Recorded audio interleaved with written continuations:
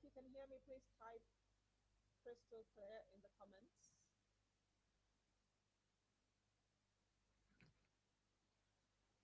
Hello, hello, hello.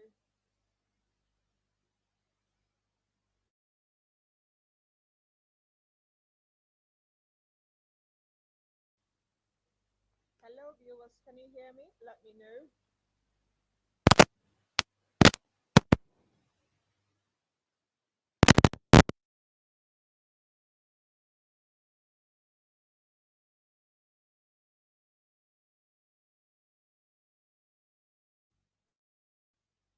Hello, viewers. Can you hear me? Let me know if you can hear me. Hello, hello, hello, hello. What's wrong with the audio?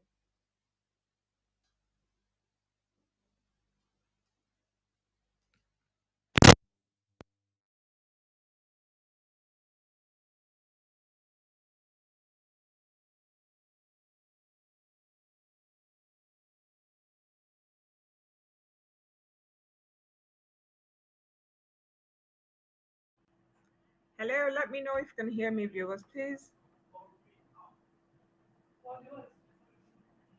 Can you hear me now? Okay, Joy Aura, let me know if you can hear me.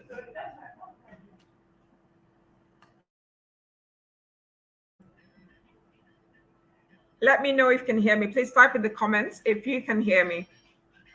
I want to be sure everyone can hear me before I proceed. Hello.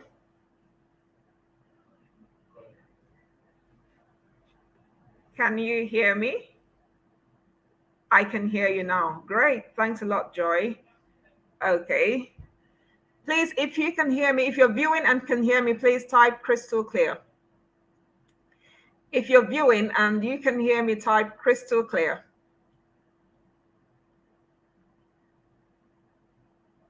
Okay. Someone said gradually coming up. I want to be sure you can hear me clearly. Please let me know. Hello, Neka. Can you hear me? I can hear you. That's from Palma, Chica. All right. Okay. Neka, can you hear me? Neka Anabamure. Please, if you can hear me, type crystal clear. I want to be sure everyone can hear me before I proceed. Okay. Esther Isaac, thank you so much for the feedback. Very well. Stalwart Chideberry, thank you so much. Idara Daniels, thank you so much. All right. Good, good, good. People are trickling in. So we're going to give a few more minutes before we proceed. Thank you so much, Idara Daniels, for the feedback. So while we're waiting for others to join in, let me quickly mention something. Do you know that the word feedback does not take an S? So even if you're referring to a group of people, many people, I'm waiting for your feedback, not feedbacks. Okay? So the word feedback does not take an S. So if you joined in early, you've gotten that one today. The word feedback does not take an S. All right. So we're stylishly waiting for others to join in. So maybe at 6:40, we kick off fully. Okay. So at 6:40, we kick off. But in the meantime, I'll be sharing some tips that come to my head. Okay. For the benefit of those who are punctual, you are welcome. All right. So what else do I remember? We're going to learn a lot of grammar tips in this program today. So but while we're waiting, anything that I remember, I'll share with you. So we're giving 3 more minutes before we start so that we can have a handful of viewers before we proceed. Okay. So what else do I remember? What else do I remember? Okay. So you know that you don't say be rest assured. Okay. I taught that recently on my pages, on all my pages, so I didn't bother including it in today's program. So let me quickly mention that if you've been saying be rest assured, now I want you to know that it is wrong. You don't need to add the be, Okay, so just say rest assured that I'll do it. For instance, I'm making a sentence. You want to assure someone that you'll do something. So don't say be rest assured that I'll do it. You say rest assured that I'll do it. Okay, you don't need to add be. All right, so that's one. Another one I remember, don't say someone is a matured man or woman. I see that a lot. I hear that a lot. So you hear people say he's a matured man with a D. They add a D. So you do not need to do that. Okay? You do not need to do that. So you say he is a mature man. Mature is already an adjective. So you don't need to add a D. So adding a D to mature is like adding a D to beautiful. Okay. So when you're saying someone is mature, it's like saying someone is beautiful. It's an adjective you're using to qualify the person. So don't say he's a matured man. Don't add a D. Just say he's a mature man. Mature is like beautiful. So if you're going to add a D to mature, then you're going to add a D to beautiful. So that's like saying she's a beautiful girl. Okay. So please don't say he's a matured man. You say he is a mature man or he has matured since the last time I met him, for instance. So let's say you're talking about how much the person has grown or how much the person has progressed, made progress. You say he has matured. You say he's a mature man now. Okay. So these are the things that came to my head as I am just waiting for the people to join in. All right. So welcome, welcome, welcome. It's in a minute we are going to start. We launch straight into the program in 1 minute. Okay. All right. Welcome, welcome, welcome everyone to the Mind Your Grammar. Apologies for that. Some people are still sending messages to join the group. They should simply go to YouTube or Facebook and join in, or even LinkedIn. All right. So welcome, welcome everyone to the Mind Your Grammar live show. Okay. So in this webinar, you will be learning grammar tips for brilliant English. Grammar tips for brilliant English. One last check.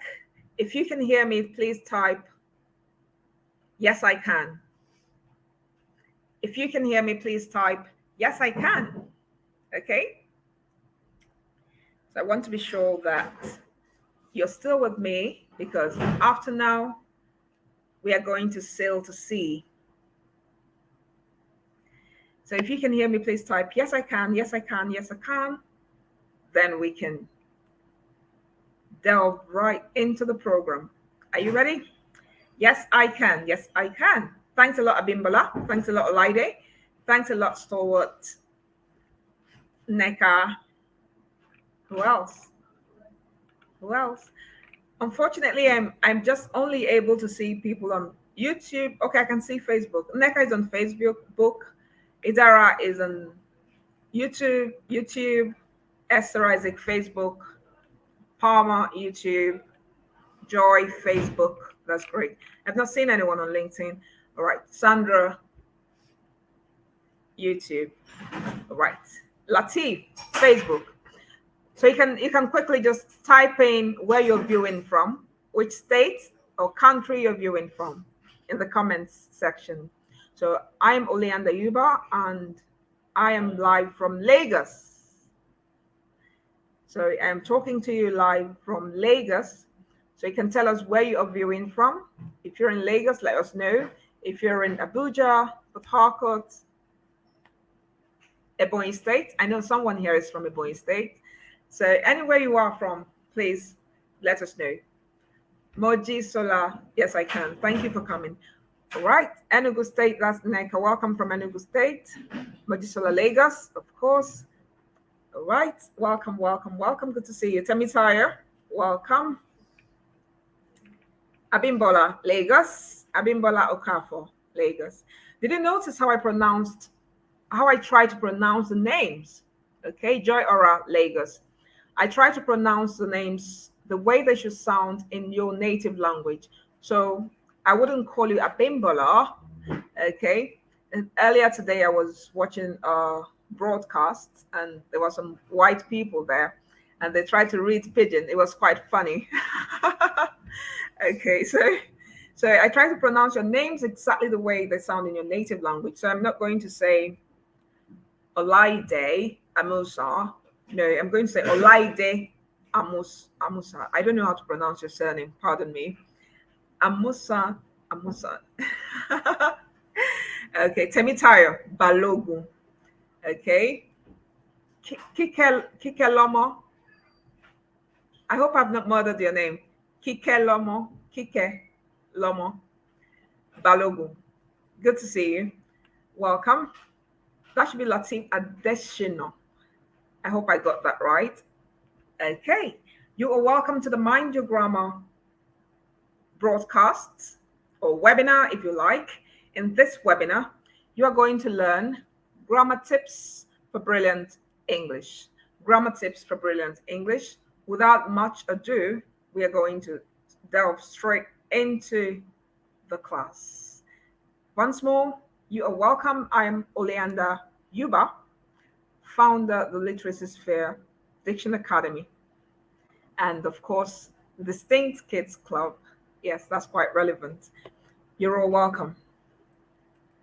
Welcome. So if you're joining now, you're welcome. Good. So in this webinar, the approach I am using is looking at errors that can ruin your English. So we have some headings here, and we're going to take them one after the other. All right. We have about 9 bullet points. Yes, 9 bullet points. We're going to take them one after the other.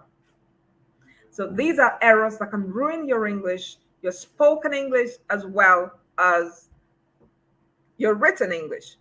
It's even worse with written English, because I read a lot of write-ups or pieces of writing, and I almost shed a tear. It's appalling what I see these days, especially with young ones. It's more saddening with the younger generation, and I think we can blame it on social media. We can blame it on social media because they're so used to abbreviations. They're so used to abbreviations. And so I discourage young ones, everyone, from using those abbreviations, even in typing. Okay? So even in typing, try to avoid them, because if you're so used to them, when you're writing a formal piece or an official document, those abbreviations can find their way into your writing, and that will be terrible, for want of a better word. All right, so let's look at errors that can ruin your English, your spoken English, as well as your written English. If you're just joining us, type in the chat box where you're watching from. Okay, you're welcome. So one of the errors that ruin your English, one, misplacing apostrophes. We're going to look at these one after the other. Misplacing apostrophes, one. Confusing adjectives and adverbs. We're going to look at these. Pluralizing non-count nouns. We're going to take a look at that. One example is the one I mentioned earlier when we started, feedback. So you don't say feedbacks. The word feedback does not take an S, so you don't add an S to it, whether you're referring to a group of people or one person. I would like to have your feedback, Mrs. Yuba. I would like to have your feedback. I'm talking to the crowd, everyone here, all the viewers. I would like to have your feedback at the end of the program. So even if you're many, even if you're 20, 100, I want to get your feedback, not feedbacks. All right, so we don't pluralize non-count nouns. We're going to look at these. Capitalization errors, we're going to look at these. Subject-verb disagreement. So the standard topic here is subject-verb agreement. So now the subject verb disagreement, of course, that's my own terminology. That means when people misuse or people don't observe the subject verb agreement in writing and in speaking. Okay, so we're going to look at this as well. Confusing similar words and or spellings. Confusing similar words and spellings. Confusing similar words or spellings. We're going to take a look at these as well. Using a past tense in place of a past participle. We're going to look at this also. All right. Never mind if some terms here, if some words here sound like jargon, I'm going to explain all of them and break them down. All right. Grading non-gradable adjectives. We're going to look at this as well. Missing punctuations. This one. We're going to look at it as well. All right. So let me know if you can see my slide clearly. Let me know. Just type clear slide, clear slide, clear slide. If my slide is clear enough for you, if the words are legible, just type clear slide, clear slide, clear slide. Okay? I want to be sure you can see the slide clearly. Choma from Bunny. Welcome, Choma. Janet, Lagos, you're welcome. British will say Janet. Americans will say Janet. Okay? Ruth Benson from Port Harcourt, you're welcome. So type clear slide if my slide is legible enough. If it's not clear, please type unclear slide. But if I put it on clear slide, thanks a lot, Mojisola. Clear slide. Thanks a lot, Abimbola. Idara, thank you so much. Right, great. So we're moving. We're moving now. Please let me know if the slide is still clear for you. I'm trying to see if there's a way I can, if I do this, I won't be able to see your comments. And so I'm going to exit the full screen. I'm not able to see your comments when I unclear slide. That's Deborah, unclear. So I'll have to put the slide on. I'll have to zoom it in. But unfortunately, I wouldn't be able to see your comments. However, no problem. When I'm ready to take questions, okay, it's too small. Don't worry. So let me know now. I'm going to zoom it in. So let me know if it's clear. All right. I'm going to zoom it in. Unfortunately, if I do that, I wouldn't be able to see your comments. But I think that's the only thing we'll have to do for you to be able to see it clearly. So what I'm going to do, I'm going to zoom it in. Let me know if it's clear for you, and then I'll check your comments to see, and then we go back to zooming. All right. So let me know once I zoom in. Let me know if it's clear now. Everybody, be ready. So I think you should be able to see now. So type clear slide if it's clear for you. Let me know. Is it clear for you?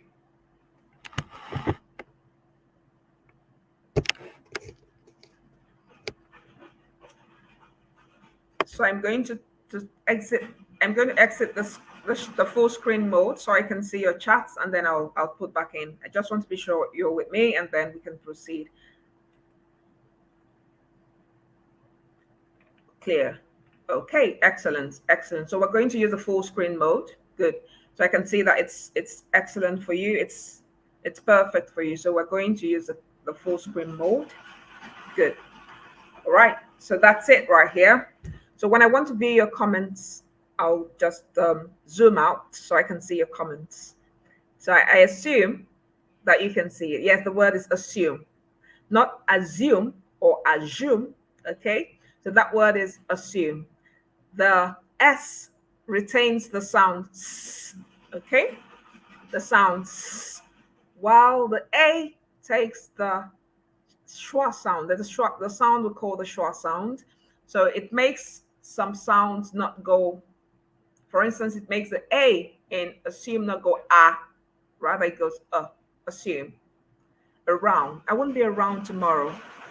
So you don't say I won't be around tomorrow. Say I won't be around tomorrow. Around. Okay. All right. So that's by the way, that's how I teach. So when I'm teaching and I remember something, I wouldn't hesitate to share. Hesitate, not hesitate. Okay. Hesitate. Hesitate. So misplacing apostrophes, that's the first error we want to look into. Misplacing apostrophes. All right. So now apostrophes are used in various ways in sentences, okay, or in words. Apostrophes are used in various ways. Pardon me just a minute. I need to give this to someone to add people to the group. A lot of people are still sending messages, unfortunately. Ah, just a minute, please.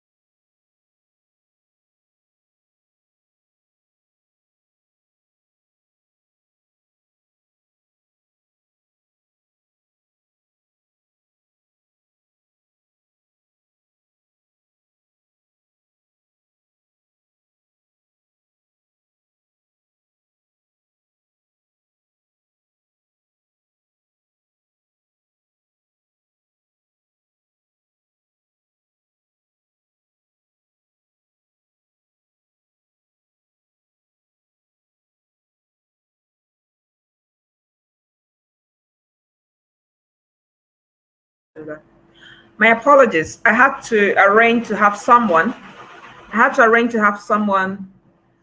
drop information to people who are just sending in messages so that they can just join the live show. All right. So apostrophes are used in different ways. So the two most prominent ways are to show possession or ownership. Possession and ownership mean the same thing. And also for contractions.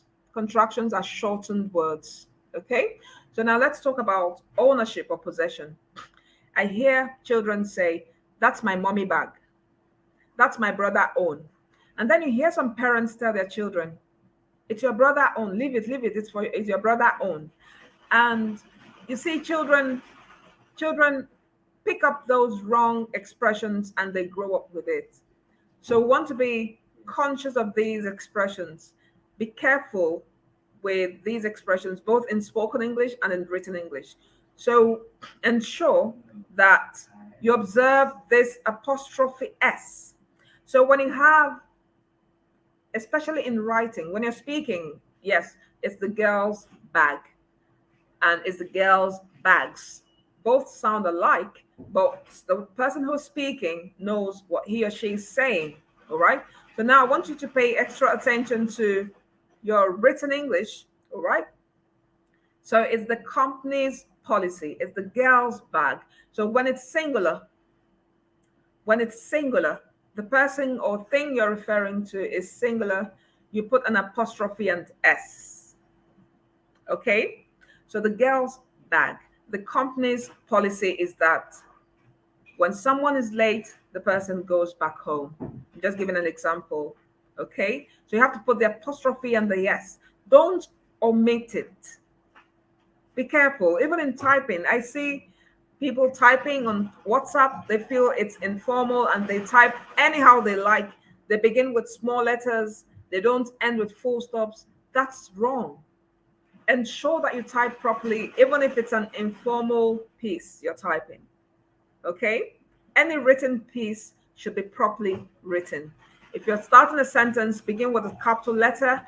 If you're ending it, add your full stop. Okay? Because if you're used to not doing all of this, when you're writing a formal piece, okay, or an official document, you'll see that those errors will creep in, and you don't want that to happen. That can hamper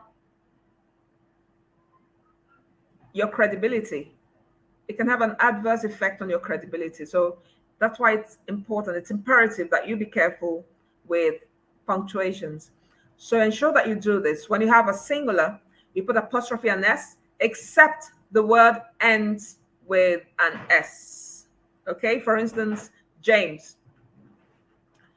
I can decide to say it's James's bag, okay, but I can decide not to add an S at the end since it has an S already.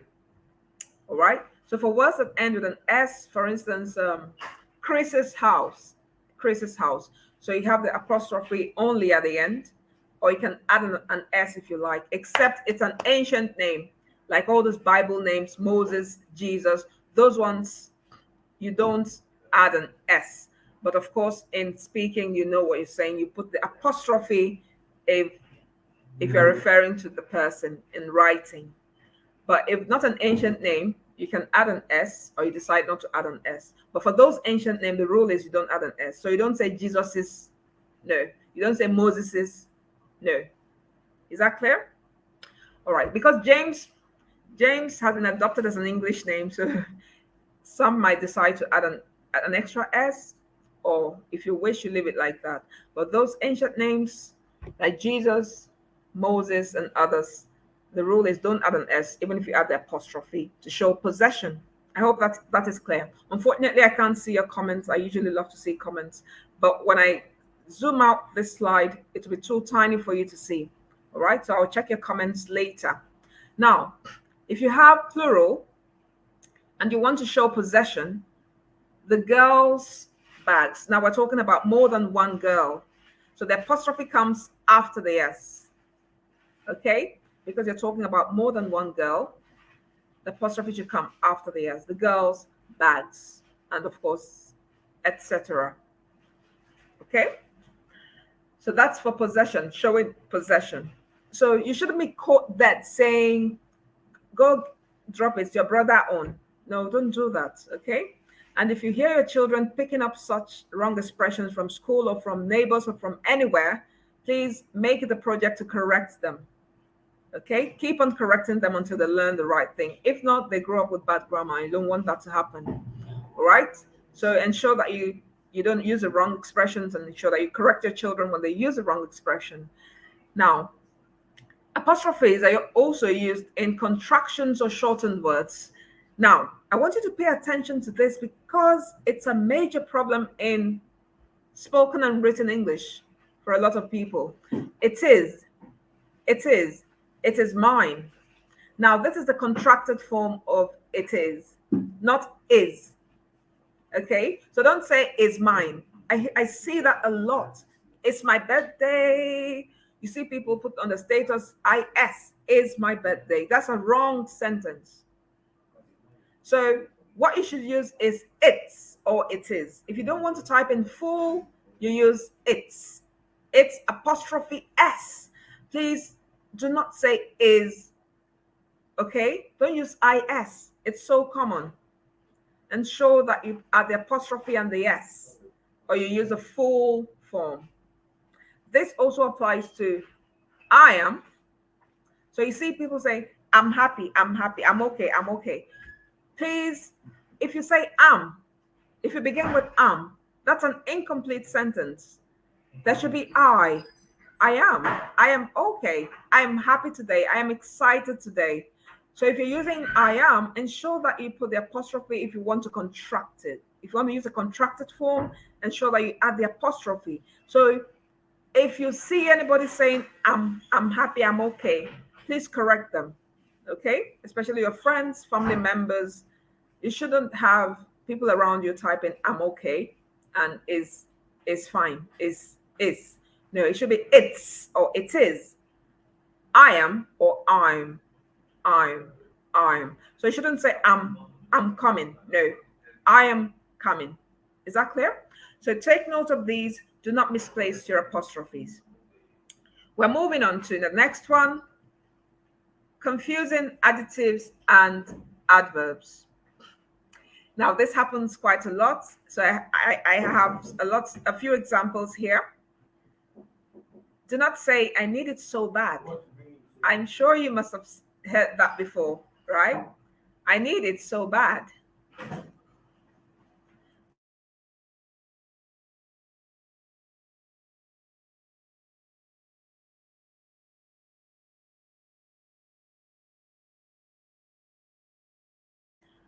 My apologies for the break in transmission. Okay. So confusing adjectives. You must have heard people say, I need it so bad. Please take note. It shouldn't be so bad. It's so badly. Telling you how much you need that thing. Bad is an adjective. Bad is used to describe something, a noun. An adjective is used to describe a noun. Okay? It tells you how something is. So bad, for instance, is telling you, for instance, that movie was bad. That banana is bad. Those bananas are bad. So describing something. Now, when you're talking about the manner in which something happens, or something's about to happen, or something you need something, tell us how you need something. You need it badly. So an adverb describes manner and other things, of course. So they qualify verbs, other adverbs, adjectives. Okay? So don't say I need it so bad, because you're not describing anything. You're qualifying how much you need something. So say badly. It tastes really good. Oh, good. It tastes real good. So that's wrong. It should be really, really. See, I'm used to the right one. So that's why I couldn't even get to say the wrong one. It tastes real good. So this is wrong. It's very common in American English. So please take note. It's really. It tastes really good. Telling you how good the taste is. Good is already describing the food or whatever you ate. Now the really is is qualifying the adjective good. Okay, so it should be really. This is an adverb. What you should have here is an adverb and not an adjective. Is that clear? I want to see reactions, because that's what I can see from here. I can only see reactions from here. So please, with your reactions, let me know if you're following or not. Okay? Because I can't see your comments. So I want to be able to see your reactions. Use the reactions to let me know that you're following. Okay? I hope you can still hear me. So I need it so badly. It tastes really good. So not that it tastes real good. It tastes really good. Please let me know if you can hear me. Use reactions so that I can see it from here. All right. Now, other examples include, okay, at this point, I'd want to minimize the slide so I can check the comments. I want to be sure everyone is following. Okay, great. Okay, great. Excellent. I can't see your comments. So, but when you use reactions, like the emojis, then I will be able to see it at the top. Okay. So I'm zooming in again. I can see that you all are following. That's great. So you can use reactions to let me know that you're following, because I can see that at the top. Okay. All right. Next, the next error you need to watch out for: pluralizing non-count nouns. Non-count nouns are also called uncountable nouns. I gave you an example using feedback. So you don't add an S to feedback. Here's another one.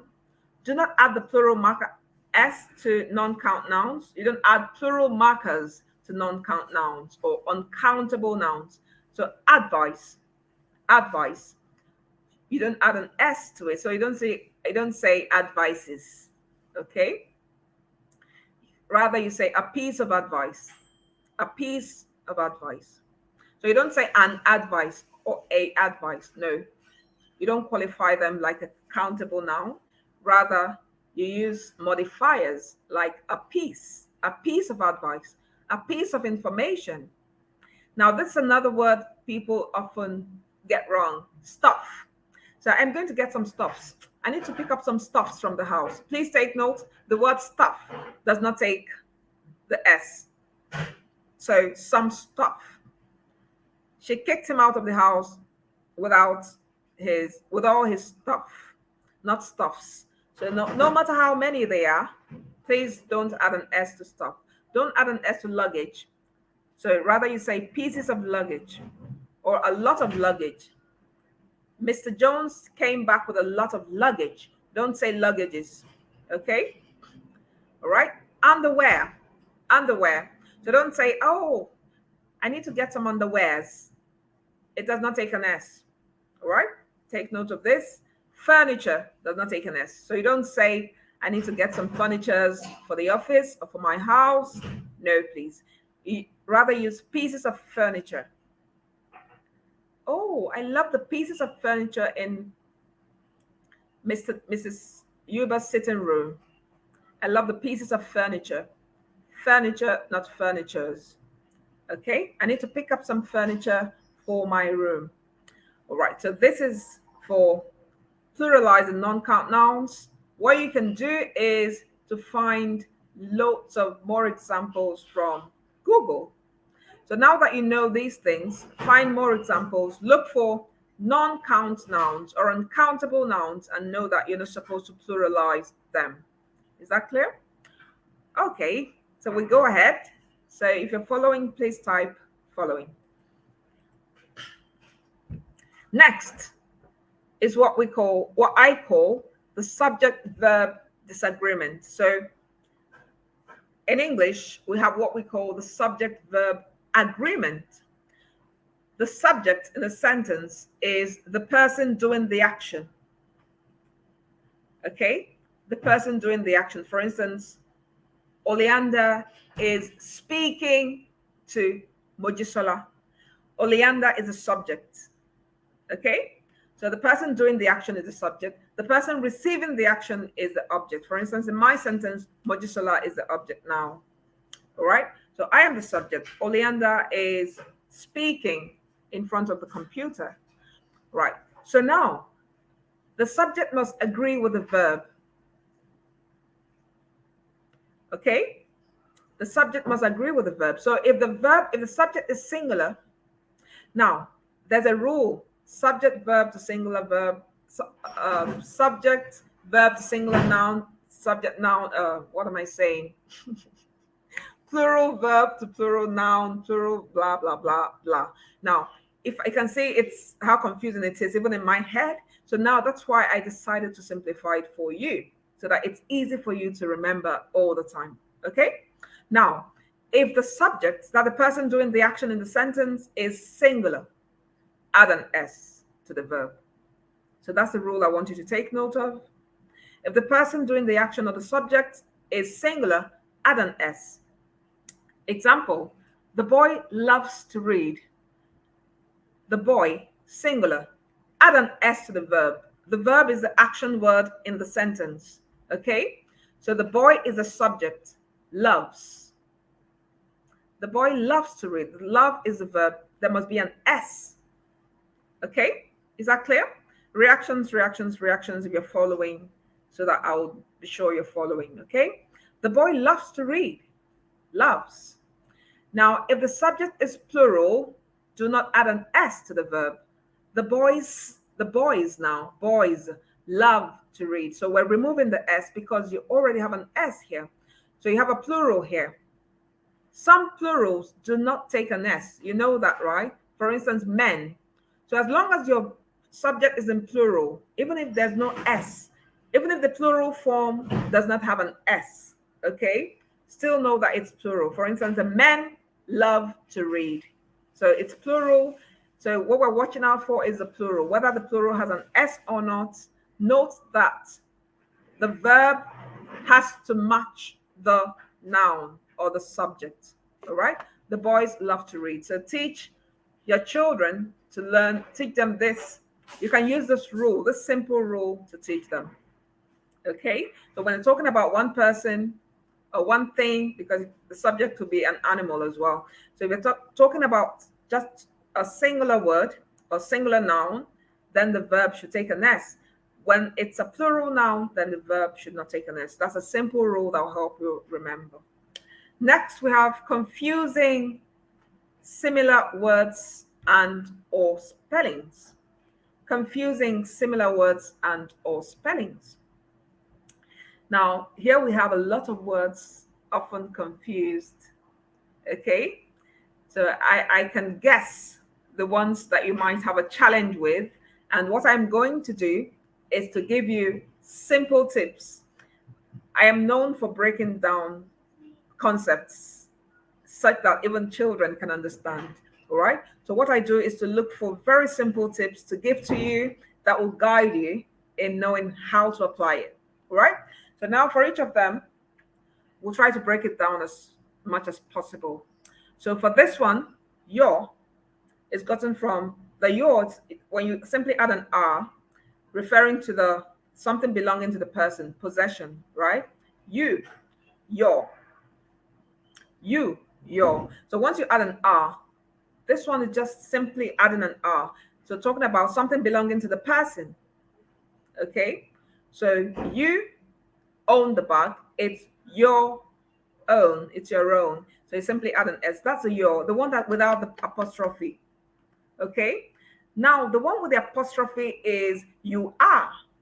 So and the apostrophe is showing you that as a letter has dropped from that word. So whenever you see an apostrophe in between words or in between sentences or words especially, know that something is missing there.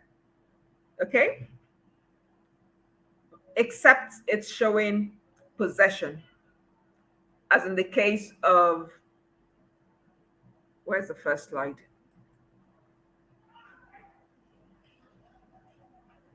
As here, except it's showing possession, as in the case of where you have the girl's bag.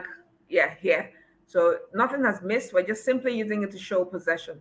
So I also mentioned that apostrophes are used in showing contractions or shortened words. So most of the time, when you see an apostrophe, you know that that word has been shortened, or those words have been shortened. All right. So the one that has an apostrophe shows you that the letter A has disappeared. So that's why you have this. So know that it's you are. Okay. So whenever you see the apostrophe, that should tell you that what you have written is you are.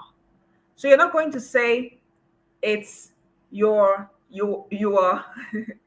it's your own. I say that in writings.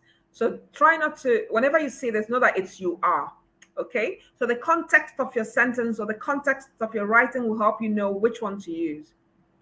So if you type it's you apostrophe re own, that means you're typing it's you are own. And you see that doesn't make sense. So that should guide you. Whenever you see the apostrophe, know that A has gone out, it's you are. So check your sentence and see whether it makes sense. If it doesn't make sense, then you should use the next one. I hope this is clear. So this one, just adding R to you, showing that it's something belonging to the person. You. Once you add an R, your own. But the one that has an apostrophe, it shows that A is not there. So it means you are. So when you write it, check your sentence and see whether it makes sense. Next, this one is quite tricky. Being and being. Being and being. Yes, I also figured a very easy way to explain this. So what you do, because this is so common, I see it almost every other day. You see people say, I have been waiting for you. I saw it even yesterday. I have been waiting for you for a long time. They'll type BEING. Sometimes you see, thank you so much for being a good friend to me. They type BEEN. So a lot of people, even I've seen a coach, an English language coach, who mixes up being and being. And that's why you should be extra careful, extremely careful with it. All right. So what I'm going to do is to give you a simple tip. And that tip is you can write it down. Watch out for have and has.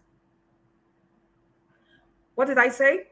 Watch out for has and have. Always BEEN goes with, comes after have or has. Did you get that? So when you see being and there's no have, when you see being and there's have behind it, then it's wrong. So there's nothing like have been, I have been waiting for you, nothing like that. Or she has been, nothing like that. Whenever you have has or have, then it is BEEN. Please write this down. Because why I'm emphasizing this is because there's an English language teacher I've been correcting verbally. I've explained several times, and she keeps mixing this up. So that's why it's good that you write it down and practice it. Okay, try to get used to it. If it means going back to your notes to internalize it, so that you get used to it. So watch out for has and have. When you have has and have, then it's BEEN. Have been, has been. So for this one, you can never see have and has in front, behind it. Is that clear? Let me know if you're following. I hope you're following. Did you get this? So I hope I've been able to make some sense. So has and have always precedes BEEN. If there's no has and have, chances are that it should be this one. This one always goes with has and have. Okay? Whether the has is contracted, for instance, he's been waiting for you. He's been waiting for you. He apostrophe S. He apostrophe S is he has. So there's has there. So don't wait until you see has written in full or you see have written in full before you know that it has to be BEEN. All right. So even if it's the contracted form, I've taught you contractions, even if it's he's been waiting or they've been waiting, they apostrophe VE, that's they have. They have. Know that it is been. Okay? So whenever you see been, then there should be has or have behind it, whether it's contracted or written in full. I hope that's clear. Now we're moving on to whose and whose. This is another one that people mistake a lot. Now, what I want you to know, it's just like this one. It's just like your and you are. Your. This is your, you are, shortened to your. This is who is or who has. Okay? This is who is or who has. Okay? While this one shows possession, it's a word used to show possession, just like your own. It's your own, yours, yours, yours. That's how this one is. So the one without the apostrophe is the one you use to show possession. It's just like your bag without the apostrophe. If you put the apostrophe, it shows that some words are missing or some letters are missing, and there's no letter missing. This is a word showing possession. Okay? Whose son are you? Whose daughter are you? Whose? Okay? So it's a question word also. They used to ask questions to show possession. That's the man whose leg was broken. So you see a lot of writing, you see that's the man who apostrophe S leg was broken. That's wrong. If you write that way, what you've written is that's the man who is leg was broken, or that's the man who has leg was broken. Because who apostrophe S is who is or who has. I hope that's clear. So when you see apostrophe S this way in the word who, know that it's who is or who has. Okay? So you don't use it for possession. So the one you use for possession is whose without the apostrophe, just like yours. Okay? I hope that's clear. So that should guide you. So when someone knocks on the door, you don't say who's there using this. No, you use this one. Who's there? Meaning who is there. What about who's been knocking on my door? You use this who apostrophe S, which is who has been knocking on my door. So the one that has apostrophe, is the one where you've removed some letters, showing you that it's a contracted form. It's a contraction. All right. So you don't say who's been knocking on my door and you put the first one. No. You use this one. Who has been knocking on my door? Who is there? Who's there? So what you do to guide you, put the word in full and check. All right. So that will guide you. Next is who and whom. This one is quite confusing as well. How do you know when to use who and whom? Let me use some sentences. Tell me, okay, now, who are you? I am Oleander. Who is she? She is Oleander. Tell me who that is. She is Oleander. Now, who is used when it can be replaced with words with what's it called? Pronouns like she, he, and they. Pronouns that can be in the subject position. I will explain further. Whom is used when you can use him or her. Tell me, whom did you see? Tell me, whom did you see? A lot of people will write, tell me, who did you see? Who did you see is wrong because the answer to that question will be, I saw her. So now the trick or the hint I want to give you to help you know when to use who and whom is think about the pronoun, the appropriate pronoun that will answer that question or that you can apply to that sentence. Whom did you see when you got there? I saw her when I got there. I saw him when I got there. So you don't say, who did you see? No. I hope I'm making sense. Because in response to that question, you're going to say whom you saw. So you can see I by default I use the right one. Whom you saw. I saw her.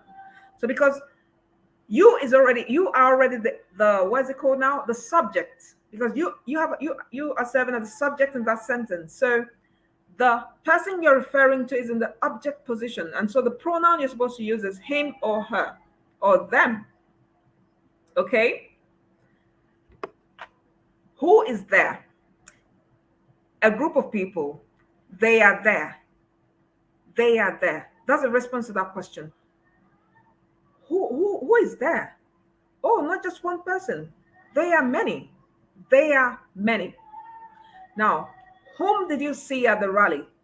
I saw them at the rally. So you can see whom is used when you can use pronouns like him, her, and them. So what you do when you're writing and you're confused, you don't know which one to use, try to answer. If it's a question, try to answer it and see the pronoun that fits in. If it's him, her, or them, those kind of pronouns you see at the end of a sentence or in the object position, then you use whom. But if it's a pronoun like he that can replace the who, then know that it is who you should use. I hope I've not confused you. I can't see the comments, so I want to stop and check the comments. So I'll be sure you're following.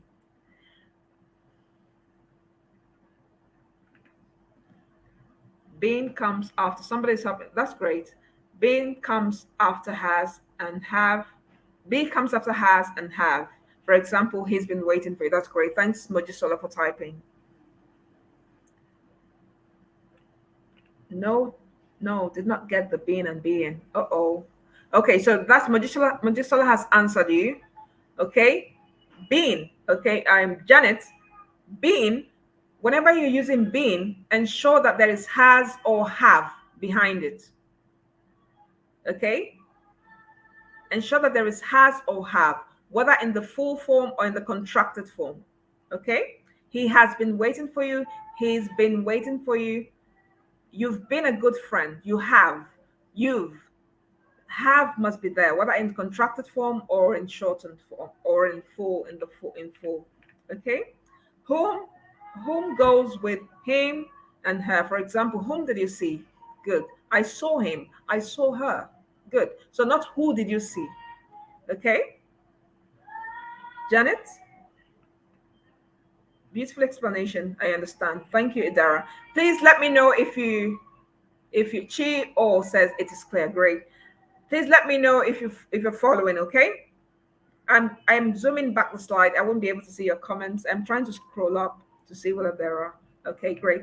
So I'm zooming in again. When someone knocks, okay, good. When someone knocks at the door, can you say, who is it?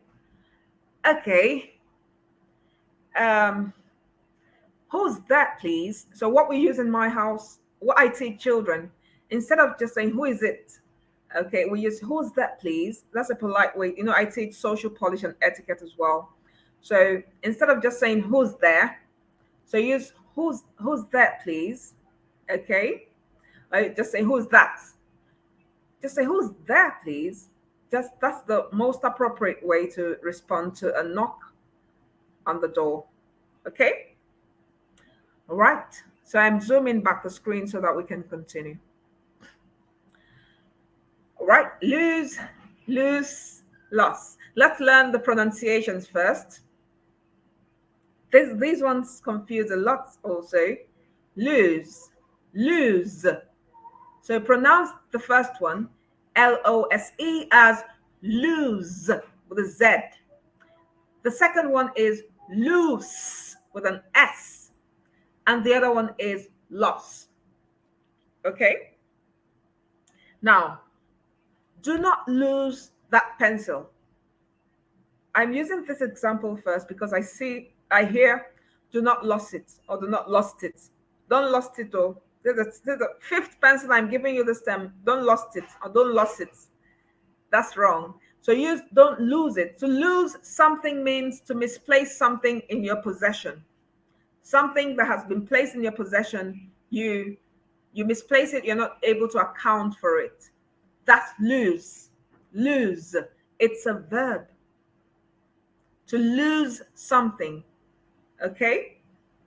And then when you've lost something, you say, I've lost it. Lost with a T. I've lost it. That's the past tense of lose. Okay? So that's what you should use. You're talking to your child. Please don't lose that pencil. Not don't lost it or don't lost it. I hope this is clear. So that's the action to misplace something, is to lose it. Is that clear? Now the second one is loose. For instance, the thread or the cord is loose. Loose. The braid, they're not tight, they're loose. Is that clear? Then when you add an N, you can say loosen. Loosen your braids. So when something is not tight, you say it's loose. Loose. And it's an adjective. It's an adjective. Loose. For instance, I'm describing the cord. It's loose. It's not tight. Okay? While the first one is a verb, to misplace something. Don't lose it. Then the last one, loss. Oh, sorry for your loss. Not sorry for your lost. Okay? Loss.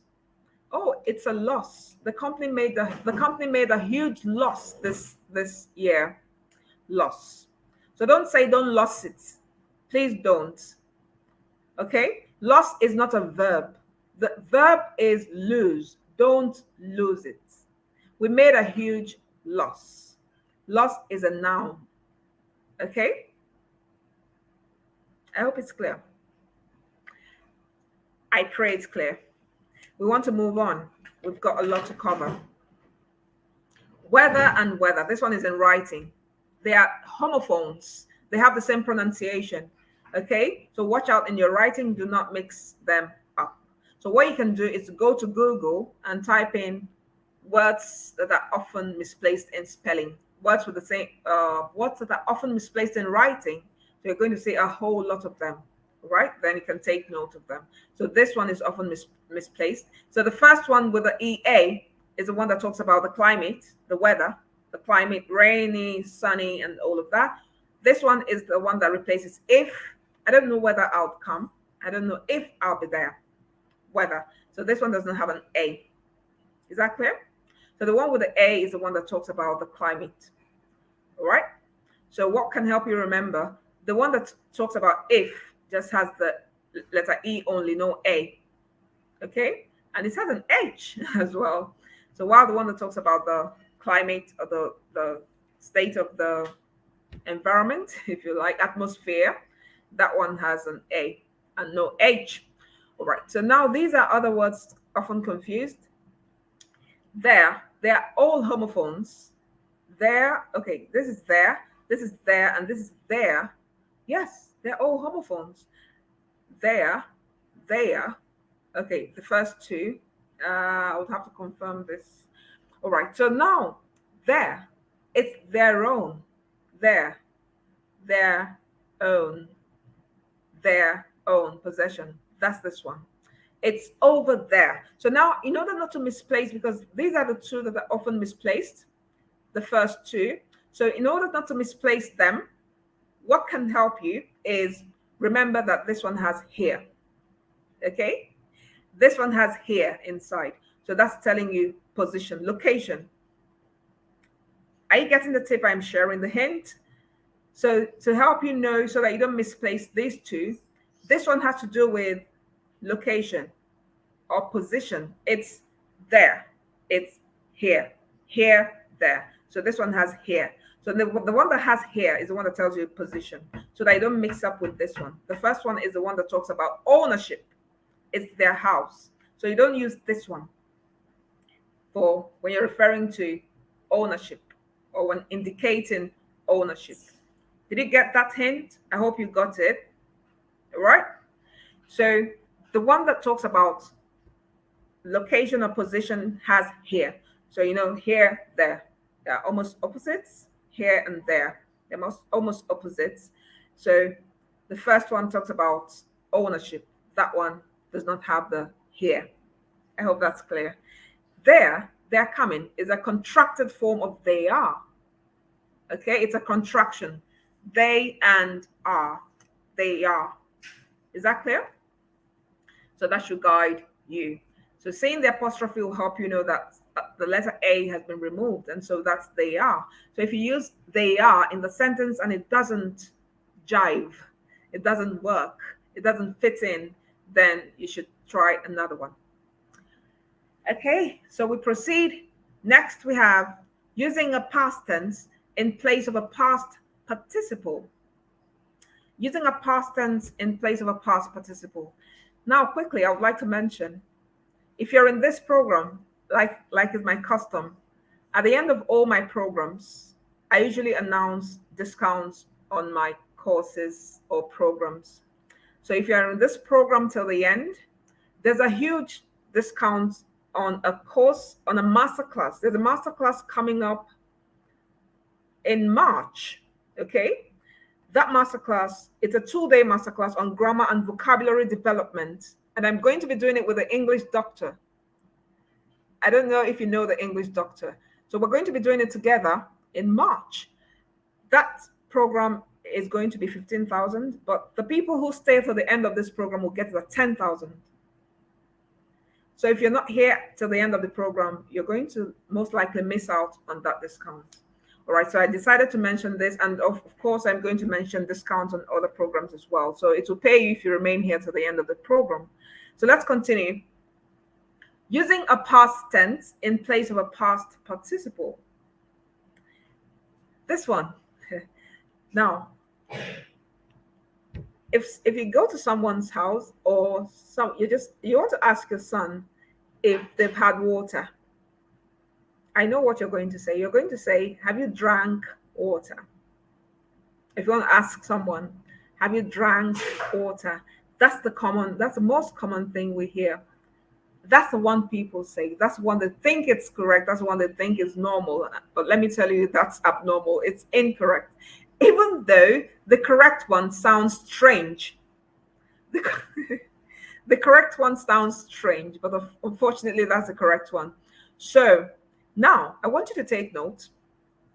Drank is a past tense, not a past participle. Now let me explain. What's a past participle? I'm not going into tenses and description and all of that. Let me just tell you. Go, went, gone. Go, the verb. Went, past tense. Gone, past participle. Again, go is the verb. The past tense of that verb is went. The past participle is gone. So the past participle is the one you use with have and has. She has, where is your mom? She has gone to the market. Where is your dad? Or where are your parents? They have gone to the market. So that past participle is the one you use with has and have. Is that clear? Good. Now, drink, drank, drunk. So drink is the verb. The past tense is drank. The past participle is drunk. So you don't say, have you drank water? Because what you use with have and has is the past participle. Saying, have you drank water is like saying, have you went to the market? Did you get it? Saying, have you drank water is like saying, have you went to the market? That's using a past tense in place of a past participle. Is that clear? So the past participle of drink is drunk. Yes. Even though it sounds like a person is drunk, like, have you drunk water? Like asking the person, is he drunk? So that's the correct thing to say. Drunk. Okay. So don't say, have you drank? No, it's, have you drunk water? This also applies to song. Okay. She has sung that song before. It sounds funny, but that's the right thing to say. She has sung the song, not she has sang that song before. If you say she has sang, it's like saying she has went. Okay? So if you're going to say she has gone, then you should say she has sung. Began in place of begun. Has the meeting begun? That's like saying, have you went? Or has she went? Okay? So you're supposed to say, has the meeting begun? So that's the past participle, begun. Sank in place of sunk. Oh, my charger has sunk into the water. Not my charger has sunk. It's sunk. Sunk. I hope it's clear. We're moving on to the next one. I do not want to go over time because I still have a lot to teach you. There's this portion that has the last part of this webinar has shocker time. It's where I'm going to teach you some shocking grammar tips. All right, so let's go on. Grading non-gradable adjectives. Grading non-gradable adjectives. What do I mean? Some adjectives have been described, they describe absolute qualities. Okay, they've been graded. Some adjectives have been graded. We're going to see examples, meaning their absolute qualities have been shown. So you don't need to add very to such adjectives. Okay? To make such adjectives stronger, we simply use modifiers like absolutely, totally, or completely. So you don't say very gigantic. No, please note this is gigantic and not gigantic. I think it's often mispronounced as gigantic. So this is gigantic. Gigantic. All right. So you don't say very gigantic because gigantic already means very big. How I wish I could see the comments because I like making my classes interactive. I would have, asked some questions, have you respond, but if I do that, that would mean I'm minimizing the screen. But let me do that quickly. I think the slide is wide enough. I hope it's not too tiny for you. I hope it's not too tiny. Is it? Let me know. Thanks so much, Mojisola, for being the scribe for today. I love what you're doing. Have you drunk water? Is it the correct one to say? Yes, please, Neka. Have you drunk water today? Yeah, it's strange, Mojisola. Strange. But that's the correct thing to say. So if you want to say, have you drank water? That's like saying, have you went to the market? Anybody saying, have you drank water? It's like saying, have you went to the market? So that should help you know that have you drank is wrong. So why you're so used to it is because that's what everybody says. So it sounds right. And then the correct one sounds strange. Of course, it sounds strange because it makes the person appear to be drunk. She has sung the song before. Correct. Yes. So has, yes. So you use sung after has or have. That's a past participle. You use the past participle after has or have. So Neka, you're correct. She has sung that song before. Sung, correct. Sung. Don't say she has sang that song before because sang is a past tense. It's like saying she has went to the market. I hope that's clear. All right. When someone knocks, okay. I think I tackled all the questions. So we proceed. I'm zooming in now. All right. So you don't say very gigantic because gigantic already means very big. You don't say very hilarious because hilarious already means very funny. You don't say very spectacular because spectacular already means very good. Did you see? You don't say very perfect because perfect already means very good. I think spectacular means yeah, something extremely good or amazing. Okay? Yeah. So such adjectives, you don't need to add very. So what you can do if you want to still qualify them or modify them further, use modifiers like absolutely. Oh, absolutely hilarious. Extremely hilarious. Completely hilarious. So that's but left with me. I can simply once you use such modifiers, such adjectives that are graded, you don't even need modifiers. But if you want to go ahead, you can use such modifiers like totally. Okay. Oh, she's amazing. Totally amazing. That works. You don't say very amazing because amazing already means very good. Okay. I hope I'm making sense. So such additives you don't grade them. Now let me mention quickly. I almost omitted this one. Do you hear people say more better? It also falls into grading non-gradable adjectives. Better has been graded. Okay? So you don't add more. So you don't say more better. That's more better. No. So those adjectives where you've added er, okay, the comparatives you add er, better, faster. So don't say more faster, more better. You don't add more to such adjectives. Is that clear? So I needed to mention that as well because I hear that also. It's more better to do that. That's wrong. So such adjective with the er that you've had added er, okay, faster, slower. What's escaping now? Mm, yeah, all those adjectives where you've added er, if you're using the next level, okay, so you don't add more to qualify them. Okay.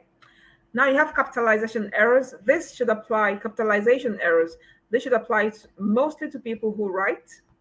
So if you write, you're an author, you write whatever, whether you're a writer or you're in a position in an office where you write documents, send out documents, memos, letters, whatever, emails. So take note of capitalization errors. So when you're writing a title, okay, okay, so we have different. So let's take the first one. Let's take the first rule for capitalization. Capitalize every proper noun. That's a rule. A proper noun is a noun that shows the particular name given to someone or something or somewhere. A particular name given to a place, a thing, or a person. For instance, oleander is a proper noun. That's a name. Woman is not a proper noun. So the proper noun is the particular name. Lagos is a proper noun. City is not. State is not. London is a proper noun. Okay, so particular names, those proper nouns. Um, Days of the week are proper nouns. Please take note of that if you don't know. Monday, days of the week, months of the year, they're all proper nouns. So if you're writing Monday, Tuesday, all the way to Sunday, January all the way to December, ensure that you write them with a capital letter. So capitalize the first letter of every proper noun. Is that clear? Rule 2. Capitalize the first word in a sentence. This cannot be, the importance of this cannot be overstated or overemphasized. Please begin your sentences with capital letters. I see people write and they write beginning with small letters and I cringe. Please, please. I learned this in my primary school and from that time it has stuck. So let it stick now and let it stick in your children's head as well. So sound it into their head. Begin every sentence with a capital letter and end every sentence with a full stop. Now, number 3, capitalize the pronoun I. Good. Is there anyone here who did not know this? Please let me know in the chat box. Say, I never knew. Did you know that the I, anywhere it occurs, whether at the beginning of a sentence or in the middle or at the end, of course, it's usually not at the end. So everywhere the letter I, the pronoun I, pronoun, I as a pronoun, I. Anywhere it occurs in a sentence, it must be in capital letters. Did you know now? If you knew, type, yes, I did. If you didn't know, say, I never knew. All right. So capitalize your I everywhere it appears. Then for titles, this is the one that applies to authors or writers or anyone who sends out documents in written form. Capitalize the first, that's for titles. Capitalize the first and last words. That's a rule.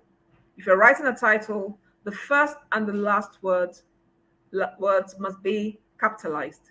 1. Capitalize every noun in that title. 2. That's the second rule.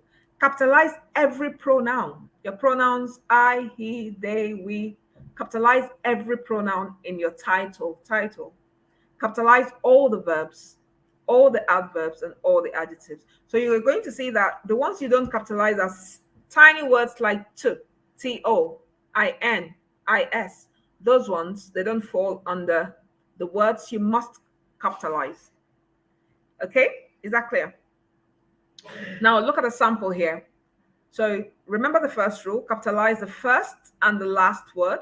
So you see THE, the T is capitalized, and mask, the last word, the M is capitalized. And then capitalize every noun. Man is a noun, it's capitalized. Iron is a noun, it's capitalized. Okay? And then pronouns, no pronoun. Verb, no verb.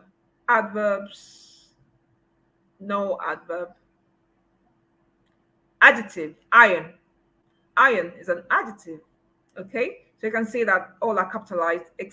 The things that are left there are the N and the. So now you can see that the first one was capitalized because it was in the beginning of the sentence. If not, it shouldn't be capitalized because it doesn't fall under words that should be capitalized. I hope you followed this. So this is the end of the first part. So I'm going to use 9 minutes to run through the other part. Okay? But quickly, I want to mention punctuation errors. In the title, I mentioned punctuation. Ensure that you punctuate. I've mentioned it already though. Punctuate. Don't omit your punctuations, your commas, your full stops, your capitalizing. Ensure that you do all of that. Okay? Ensure that you don't omit your commas and your full stops especially. Is that clear? So let's move on to the second part of this. Yes, so look at what I was saying. Be careful not to omit punctuations, especially in writing. So whether you're chatting, get used to putting in your punctuations, no matter how in a hurry you are. All right, so this is what I call shocker time. Okay, so in the next 5 minutes, we'll do shocker time. We want to leave here at 8. I don't want to keep you waiting. Tomorrow is Monday. You're going to work. So shocker time. Look at this. And then at the end of this shocker time, I'm going to ask, there will be a quiz. We'll have a quiz at the end of the shocker time. And the person who gets it right will get the Polish speaker course for free. I have a course titled The Polished Speaker. It contains 14 videos, 15 grammar lessons. It's in 3 modules. So I have a quiz at the end of this section, and the person who gets it right will get the Polished Speaker course for free at no cost. Okay, so let's wait until we get to the quiz section. So now I'm sure you must be looking at my screen, so take note. So I call this shocker time because these are expressions or sentences that are often mispronounced or misused rather. Okay, so take note. The first one, my new job is quite tasking. Let me know if you're shocked. Please type shocked. Type shocked in the comment section. That tasking is incorrect. If you're shocked, type shocked in the comment section. I want to quickly peep. I never knew. Okay, that was from before. 7:50. Shocked, not shocked. Oh, great. Lovely, Idara. It's too tiny. No. I'm going to make it big. Don't worry. I really didn't know how to use I really don't know how to use punctuations. Oh, Janet, don't worry. In the master class, most likely we're going to treat that, okay? There's only so much I can cover in this section. In this session. Look at me. Because my mind was to explain those 2 words. I think what I'm going to do is later on, I'm going to drop on the group. There's a lesson where I taught the difference between section and session. So this session, not section, please. Session. So I'm going to drop the lesson later. Don't worry. I'm going to zoom in. I wanted to see the comments. All right. So I've zoomed in. I hope you can see now. Now, my job is quite tasking. That's wrong. The correct one is my job is quite taxing. It taxes your strength or mental energy or whatever. My job is quite taxing, not tasking. Number 2, funny enough, I wasn't there. The correct thing is funnily enough. So this is another case of using an adjective in place of an adverb. So telling you how funny. So what you should use is an adverb, not an adjective. So it's funnily enough. Okay? I wasn't there. That's the correct thing to say. Take note. You can pay installmentally. I hear this all the time. Please, you don't pay installmentally. You pay in installments. Oh, there's an error in typing here. Please take note. I omitted the S. Installments. Paying in installments. Next, your shirt is bogus when you're referring to size. So when you're referring to size, you don't say your shirt is bogus. Bogus does not mean oversized or too big. Not at all. Bogus means fake. So it doesn't mean oversized. Next, have you drank water? Correct. Have you drunk water? I had to put this here again to remind you not to say have you drank water from now on. By God's grace, I will scale through. Please take note, it's not scale through, it's sail through. It's like an idiom gotten from the way a ship sails through a stormy sea. That's the idea. I will sail through. So no matter what, no matter the circumstance, I will sail. Like you're in a ship or a boat, you're sailing. You have a smooth sail across the sea. I will sail through. So not scale, okay? Next, it's our 16th year anniversary today. I see this almost every day. Please note, when you use anniversary, you don't need to use year. 16th anniversary. my 16th anniversary, because anniversary already tells you it's something you celebrate every year on the date that falls to that particular day. So 16th anniversary every year. Okay, so it's my 16th. March 10th is my 16th wedding anniversary, not my 16th year anniversary. Okay, my 16th anniversary. Is that clear? Great. So let's go to the last slide. Admission is on a first come, first serve basis. Please take note that this is wrong. The correct one is first come, first served. Okay? So this is the correct thing to say. Ensure that you put a D or you add a D to the serve. Don't say first come, first serve. All right? Horn for that car, horn for him, horn for that man, horn for him. Please take note. This is wrong. Say honk. And then you don't say for. You say at. Honk at the car. Hoot, hoot or honk, okay? Hoot at the car, honk at the car. Hoot your horn, honk your horn. Hoot at the car, honk at the car. So you're not horning. So it's not horn at the car or horn for the car, please. You honk, okay? The video will whet their appetite for the event. The video will whet their appetite for the event. Who can notice the difference? Spot the difference. The difference is the word whet. W-H-E-T. It does not mean to make it does not mean to make something wet, please. It means to increase one's desire for something. Okay? Wet. W-H-E-T. It's an English word that means to increase one's desire for something. Wet. So it's spelled W-H-E-T. It doesn't mean to wet, to make something wet, okay? To take notes, you can also use it. For instance, here, I'm not talking about food. I'm not talking about drinks. You see, I'm talking about an event. So you can see it has nothing to do with getting wet and saliva and all of that. No. It's W-H-E-T, wet. Increase one's anticipation, one's desire for something. Submitted as at when due, wrong. Submitted as and when due.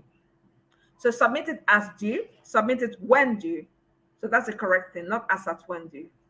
So take note, submitted as and when due. That's the correct expression. He went to barb his hair. It's time to barb your hair. Wrong. The word barb has nothing to do with haircuts. Barb on its own. Someone who cuts people's hair is called a barber. Okay? And the action is also called to barber. So he went to have the barber barber his hair. I would like to barber my hair. All right? Also, you don't say he went to cut his hair, except he's going there to collect the clipper from the barber to cut his hair by himself. All right? So you say he went to have a haircut, or he went to have his hair cut. But if you want to do it yourself, you say, I would like to barber my hair. I would like to cut my hair. Or please barber my hair. Not please barb my hair. Barb does not mean to cut. Samson is a cunning man. Cunning man die, cunning man burial. So except you're speaking pidgin English, okay? So please don't use cunning in English. Cunning, it's a vulgar word that refers to the female genital organs. So don't say cunning. It's cunning, okay? Cunning, when you mean tricky, or somebody who is dubious, not straightforward. So it's cunning. Is that clear? My baby likes to sit on my laps. Did you know this before now? Laps, wrong. Laps, from the knee to the hips, that part of your body, okay, from your knee to your hips, those two parts, your two thighs together is called your lap. Lap. Both of them together is called your lap, not laps. Okay? Is that clear? So take note of these and speak right. Be a distinct speaker always. And now it's time for our quiz. But before we go to the quiz, I want to see whether you have a question quickly and then we go to the quiz. What did I say about the quiz? The quiz, if you get the answer, the first person to get the answer correct will get the Polish speaker course at no cost. The Polish speaker course is right now it's worth 6,999. That's 7,000. So you're getting that at no cost if you get the quiz correct. Okay. All right. So let me check for comments for questions before we take the quiz. All right. Any question? Any question?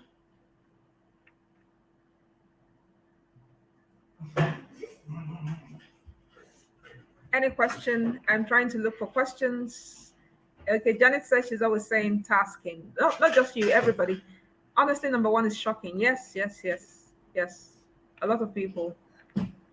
Okay, okay. Any question? So can we say, that's Idara. So can we can say that determinants like articles and the prepositions should not be capitalized in titles? Correct. You don't capitalize determinants. You don't capitalize prepositions except they occur at the beginning of the title. For instance, the THE is a determiner, but it occurred at the beginning of my title, The Man in the Iron Mask, and that's why I capitalized the determiner THE, the. All right, I'm shopping for questions. Tolu said she's been making the blunder for 34 years, 16th year anniversary. Okay, so you've been saying 20th year and all of that. Okay, now you know. So if you're talking about anniversaries, you don't need to add year. Okay, just say 16th anniversary. Like mine, my marriage anniversary, it would be on the 10th of March. That would be my 16th anniversary. Yes. So I've been married for 16 years. So March will make it, March will be 16th anniversary, March 10th. More superior. Yes, that's wrong. More superior. You don't grade such adjectives. Yes. Yes. Thanks so much, Idara. All right. Has the meeting begun? Is it correct? Esther Isaac, yes. Has the meeting begun? Correct. You don't say has the meeting began. That's like saying has she went? So I'm trying to find questions. Okay. I joined in a bit late. Is it possible to run through the beginning part, please? I'm sorry, it's not possible. It's past 8 already. You're going to have the replay. Okay? I think we're going to have the replay of this. Okay? So don't worry. Okay. All right. So let's do the quiz. The person who gets the quiz right will get... Okay, before I do the quiz, let me quickly show you the masterclass coming up. Good. So this is the masterclass coming up on, look at the dates. The date is 4th and 5th of March 2023. And I'm going to be handling it with the English doctor himself. So a lot of people have been wanting to experience the English doctor. So yes, this is your opportunity. You're going to get this masterclass coming up on the 4th and 5th of March. The fee is 15,000. You're going to see this flyer. It's going to be launched tomorrow. This course will go live tomorrow. So you're going to see this fee. It's not going to be reduced. But if you are here, you're going to get this at 10,000 Naira and you have 24 hours. Oh, yeah, 24 hours. After 24 hours, you pay 12. The people who are not here, who are on the group, because they are on that group, we're going to let them do 12.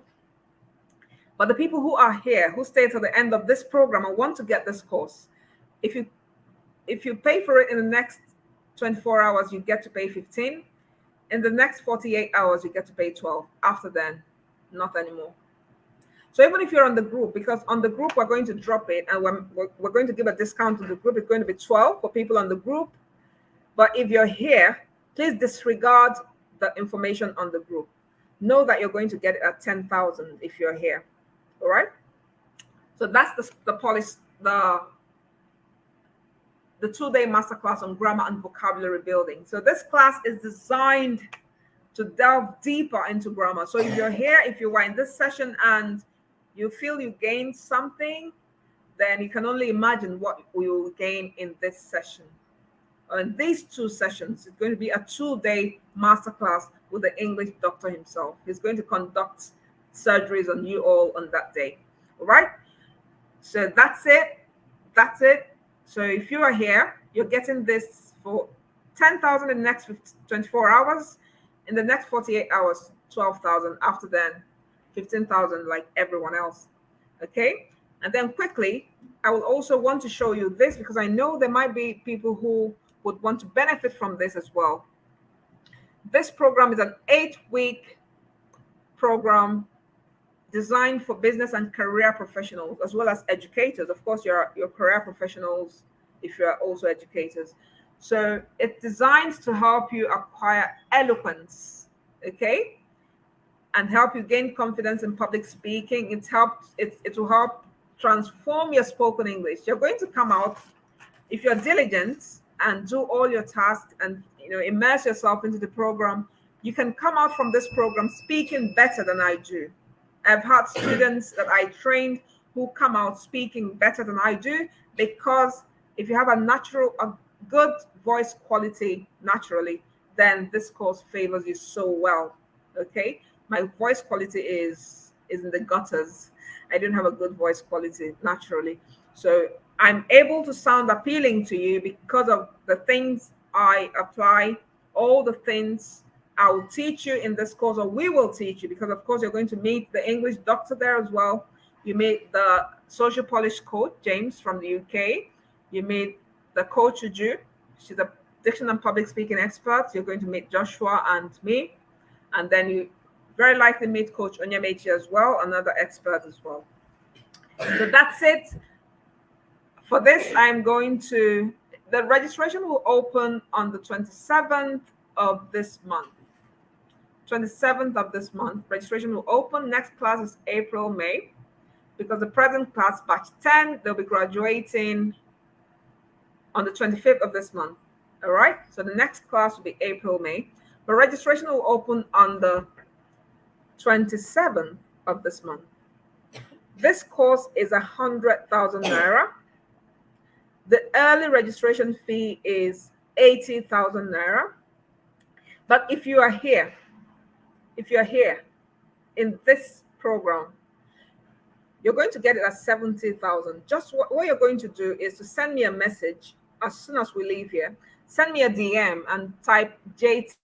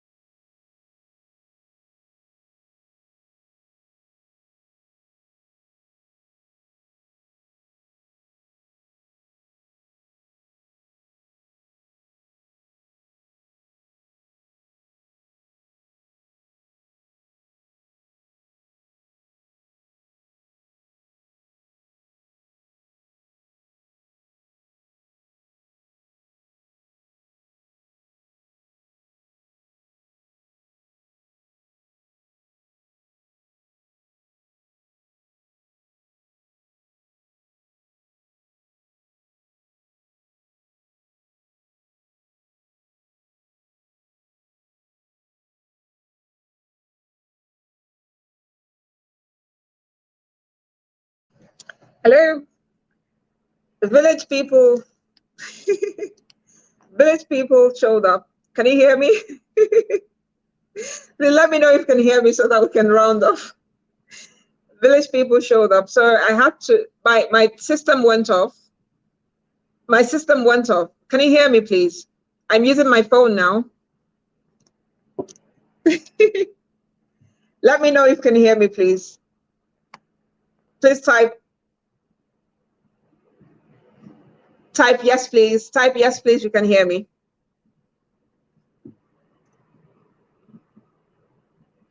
Type yes, please. You can hear me. I can hear you. Great. Excellent. Excellent. Excellent. Thank God. The village people, they didn't get the memo early, so they showed up late. So we're almost done. So it's just a quiz I want to do now. Okay, I was just mentioning to you. So if you want to get into the journey to eloquence and you want to get a discount for people here, so you're going to get a 10,000 Naira discount if you are here. So what you're going to do, send me, somebody's laughing. Is this because of the village people? They show up everywhere. Uh-oh, Janet can't hear me. Janet? Uh-oh, but others can hear me. Okay. So now if you want to get into the journey to eloquence and you are in this program, the journey to eloquence is 100,000 Naira, but we're going to have an early bird registration period of 5 to 10 days from the 27th of February, about 5 days, 27th of February. From that time to about 5 days, people who register will pay 80. But if you're here, you're going to pay 70. So what you're going to do, if you're interested, send me a DM after now. WhatsApp. Send me a WhatsApp DM, okay? And indicate your interests, okay? Then you can get the discount. I hope you can hear me, Nora. Nora, I hope you can hear me. The village people ate up my laptop. My laptop just started restarting. Uh-oh, no pun intended there. So the laptop just went off and it's restarting itself. So I had to switch to my phone. All right, Nora, you can hear me. That's great. So I was talking about the Journey to Eloquence coaching program. That's a program that produces elocutionists. So if you're interested in becoming an elocutionist like me, okay, you attend that program. You can come out from that program sounding better than I do, okay? And then if you're interested in becoming an elocutionist, we grant you access to our classes and we groom you, provide you with mentorship, then you can become an elocutionist as well. But if you're not interested in becoming one, we just groom you and provide you mentorship you need to apply what you have learned. If you have speeches, you can send to us, we review it, help you prepare it. So now it's time for the quiz. Unfortunately, I can't share my slide because I'm using my phone. So what I'm going to do is just to state it, okay? So I'm just going to simply state it. It's been interesting because I have it, typed on my slide and all of that. So now tell me what is wrong. I'm going to take the first correct answer. What is wrong with the statement? Please, where are you listening? I hope you can hear me. What's wrong with the statement? Please wear your pants. What's wrong with the statement? You're referring to maybe your baby or your little sister or your little daughter. Maybe she ran out naked where people are and you want her to go dress up. You tell her, please, wear your pants. Wear your pants. So what's wrong? I'm going to take the first correct answer. What's wrong with the sentence? If you're not just typing where, you're going to tell us what is wrong with the statement, wear your pants. So I'm watching to get the right answer. What's wrong with the statement, please wear your pants? Pants should be in plural because it should be originally pluralized. Thanks for the attempt, Idara, but I'm afraid that's a wrong answer. Oh, I shouldn't have said that. Please, let's wait for more answers to come in, okay? So what's wrong? We're taking a quiz. If you're joining now, we're taking a quiz. And the person who gets it right gets access to the Polish speaker course worth 7,000 Naira at no cost. So what's wrong with the statement? Please wear your pants. Please wear your pants. What's wrong with the statement? Please wear your pants. Thanks, Idara. I've seen your response. I'm looking for the first correct response. Neka said, please put on your pants. Thanks for your response. I'm waiting for more responses. It sounds like a question. Not really. Not really. I said it's your child, so you're not under obligation to use please or even say, can you go wear your pants? No. The statement, we're not talking about how appropriate or how polite it is. We're talking about the grammatical construction of the statement. Please wear your pants. What's wrong? You can command the person, no problem. It's a little child. After all, she has run out to disgrace you. Please wear your pants. It's fine. Village people. Okay, so I'm waiting. What is wrong with the sentence? Please wear your pants. You're referring to underwear.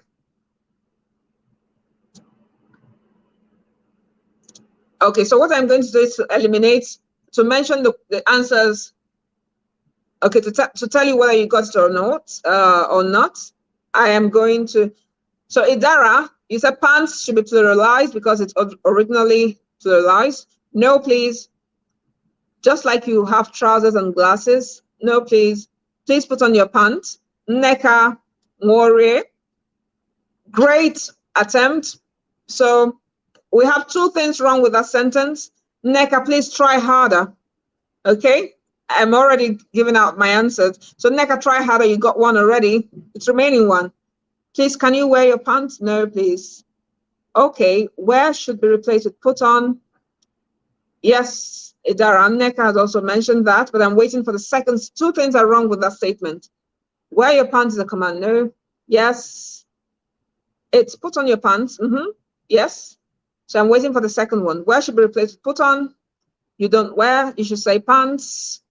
Pants, if you're referring to trousers. Pants, trousers for Americans. Please wear your underwear. Please wear your underwear. Mojisula. Oh. Nice attempt, but no yet. Wear is wrong. Pants is wrong. It is underwear. So who's this? Neka. Type. Where is wrong? Neka. So I think I'm going with Neka.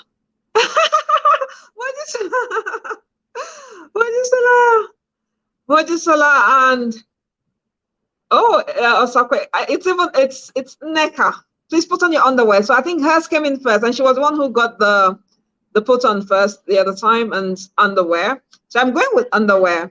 Although I was looking for panties. I was looking for panties, but underwear can suffice, okay? Underwear suffices. So Neka, you've done so well. You qualified to get the Poly Speaker course. So you were the first person to get I think,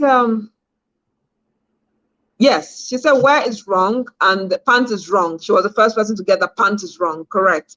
So thank you so much, Neka, right? I hope I'm being fair. I hope I'm being fair. I hope Neka deserves it. I hope, congratulations, Neka. Please tell her congratulations, she deserves it. Congratulations, Neka. I hope I was fair. I hope I picked the right person.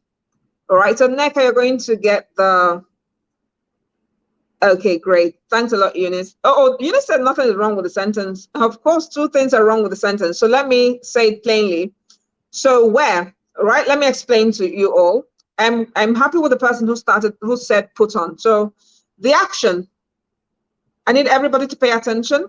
The action, okay, the verb is put on.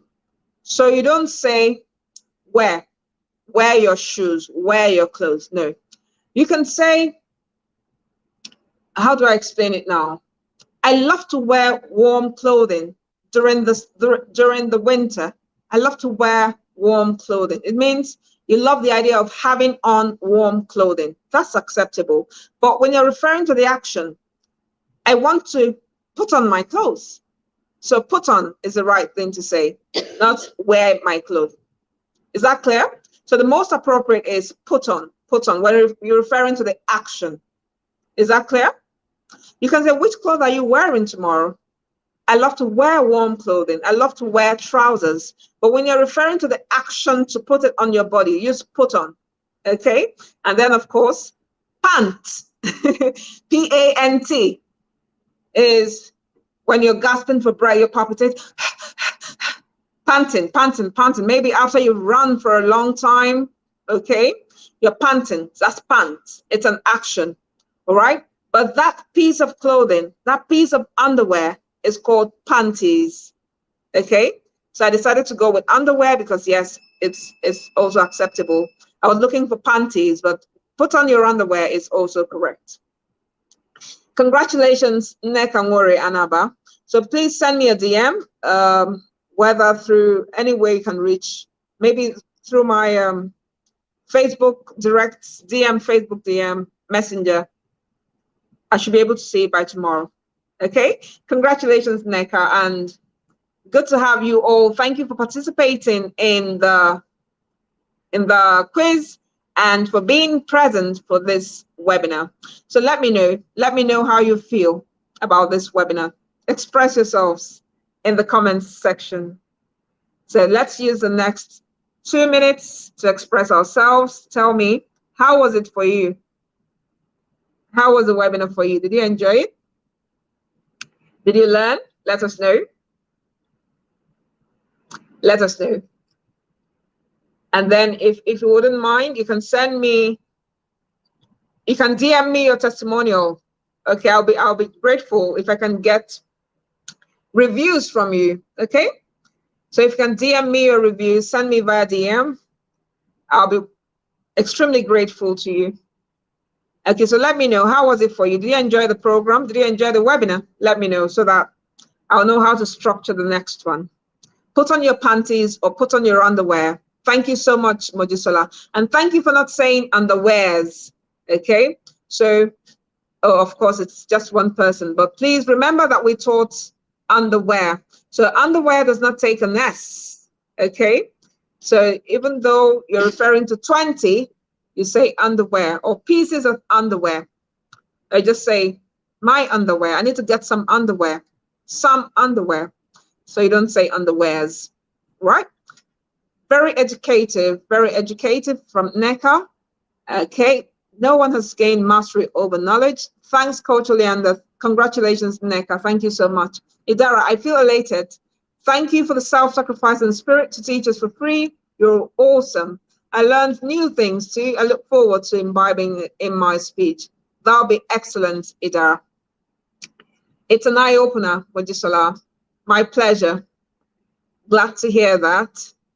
Okay. So please, if you've not dropped your comments, I would appreciate it if you can drop your comment, okay? Thank you, Mom. Okay, let me quickly teach this. Janet said, thank you, Ma. Can someone please correct her? Janet says, thank you, Ma. Can someone please correct Janet and tell her why she shouldn't? Okay, so let's get the correction first. What should she have said? And then tell us why she should have said that instead. So Janet said, thank you, Ma. Can someone, Mom, good. Idara said you should say Mom, Janet. So can someone explain to her why she should use Mom instead of Ma? Thank you, Mom, from Sandra. Great, my pleasure, Sandra. So Janet, it's Mom, not Ma. Can someone tell Janet why she should say Mom and not Ma? Ma means mother, excellent, and it's unofficial. Ma means mother and it's unofficial. Did you get that, Janet? So you can say your thank you to Idara. Idara, please add your full stop to your sentence. Always do, okay?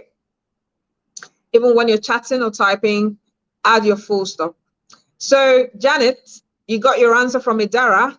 Ma means mother and you don't use it in formal settings. So you can use ma, whether for your mother or someone you can refer to as mother, and in an informal setting. So I can go to the market and I greet the woman, ekaroma, ekasoma. It's okay because it's an informal setting. I can greet my neighbor who's an older woman. I can say, good morning, ma. Okay? Or ekaroma if I like. That's fine in an informal setting. So, but if it's a formal setting in a classroom, in an office, please use ma'am. So don't call your boss ma, okay? So use ma'am. In emails, use ma'am. In the office, use ma'am. In the school, use ma'am. Is that clear? Eunice Bassi, it was awesome. Many thanks, ma'am. Pleasure is mine. Okay. Ma'am is a short form of ma'am. Madam, excellent, correct. It was awesome. Many thanks, ma'am. My pleasure. Great. Yes, I learned things I thought were right before. Awesome session. Thank you so much, Jerry. So at this point, we want to say our goodbyes. Goodbye, everyone. Let me leave you to go prepare for work. Usually my programs, we don't love to log off. We love to remain here. We don't love to log out. So we can stay here till morning if you like.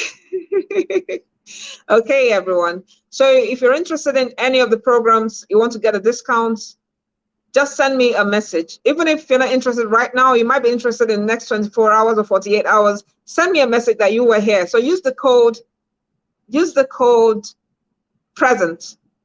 If you use the code present to me via DM, then you can tell me which program you're interested in, you get the discount. Okay? So use the code present and I'll decode. Okay? Bye everyone. Thanks a million, Coach Oleander. I have learned a lot. That's Ruth Benson. My pleasure, Mom. Okay, everyone. It's at 8:30. I'll end this live show. Bye-bye. It's because Ma means mother, Eunice. That's correct. Always put your full stop. Okay? Ma means mother, full stop. Bye, Idara. So let me say goodbye to everyone. Bye, Idara. Bye, Eunice. Bye, Ruth. Bye, Janet. My manager doesn't like you addressing her by saying madam. Does she like ma'am? If she doesn't like madam or ma'am and she wants you to address her as ma, please, by all means, go ahead. Okay? Some people feel that it's too formal. So if your manager instructs you to use ma instead, please, by all means, use that, okay? But just know that in an official setting, you don't use ma. Yes, bye, Madam Mojisola. Good to have you. Thank you. Thanks a lot for being our scribe today, being our secretary today. Many thanks. Thank you so much, Olaide. Pleased to have you here. Esther Isaac, good night, Esther. Good to have you here. Good night, Eunice. Good night, Ruth. Good night, Neka. Good night, Idara. Good night, Nora Jerry. Good night, I think, Neka, yes. Who else? Olajide Promise, good night. Osakwe Sandra, good night. Who else? I think I've said good night to everyone I can see on my screen. Okay, it's 8:31, I told you. Osoje, Ebusoge, good night. That's Joshua Bisoge, good to have you. Good night. Yes, we're going to stay here till morning, but I'm going to end the meeting now. Bye, everyone. I'm just trying to see whether there's a name I omitted who stayed to the end. Okay. So bye-bye. See you. See you. Bye. Bye. Send me a message so you can get a discount, a special discount for people who remain here. Bye.